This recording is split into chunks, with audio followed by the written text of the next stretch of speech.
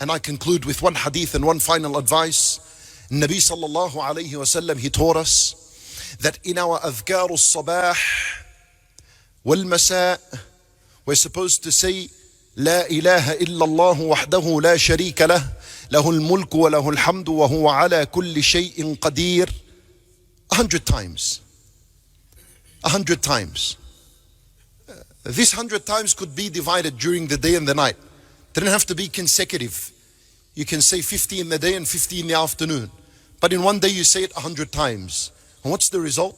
Nabi sallallahu alayhi wa sallam, he says, number one, kana, it is equal in reward to as though you have freed 10 slaves from the children of Ismail.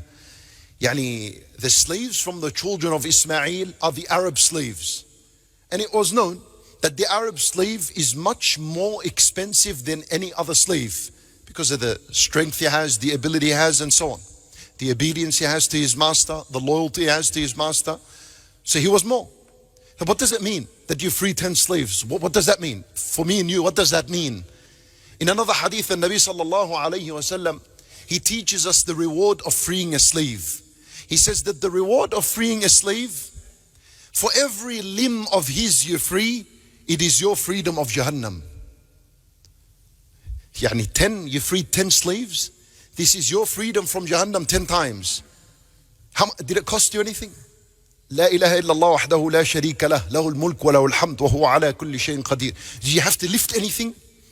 Did you have to run and walk to something? Did you have to pay anything? Nothing. Cheap solution from Allah Azza wa Jal. And we still don't value it. Did you say it today 100 times?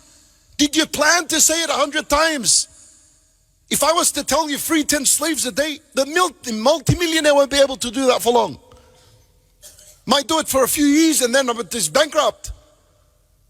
It's not costing you $1. Number two, Nabi sallallahu alayhi wa sallam says, it earns a person 100 hasanat. Well, hasana is precious in Ramadan. Number three, it wipes away 100 sayyat. See where the goodness is? Who commits 100 sins a day? Yeah, who among us commits 100 sins a day? Yani the idea is, even if you're committing 100 sins, there's your solution. Every morning, to say it 100 times.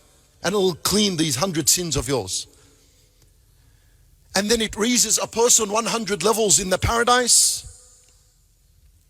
And then you are the best of mankind on the day of judgment, except someone who has said it more than you.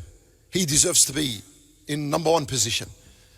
With Salaf rahimahumullah, that when we speak about the, do you think they said it 100 times? Salaf rahimahumullah, minimum 1,000, 2,000, 10,000 times a day. That's minimum of dhikrullah. And I'm giving you a reality.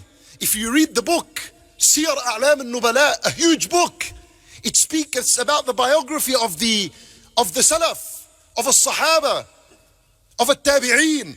When you read in their biography, you find, وَكَانَ يَذْكُرُ اللَّهَ how many times? And this one 6,000 times, 5,000 times. Old woman, 10,000 times minimum. Quran, reading, all of this dhikr.